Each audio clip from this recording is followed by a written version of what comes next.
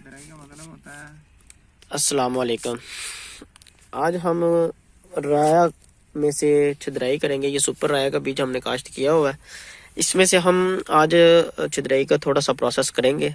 ये हम इसमें से जो सेहतमंद पौधे हैं वो छोड़ देंगे और जो कमज़ोर पौधे हैं वो उखाड़ देंगे।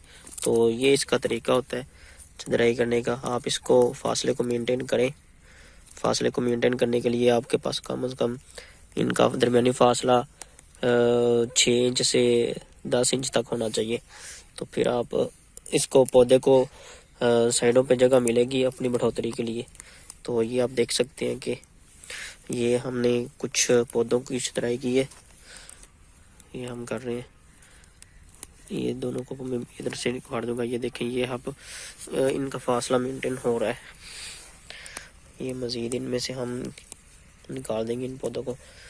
ये देख सकते हैं आप। ये इसमें से हम साइडों से निकाल देंगे इनको।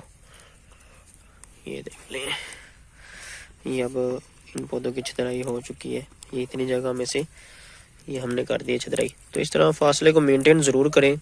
अगर फासले को मेंटेन ना करेंगे तो ये जब फल पे आएगा तो फिर ये हमें परेशानी देगा। ये आप देख सकते हैं इसमें फासला मेंटेन हो चुका है।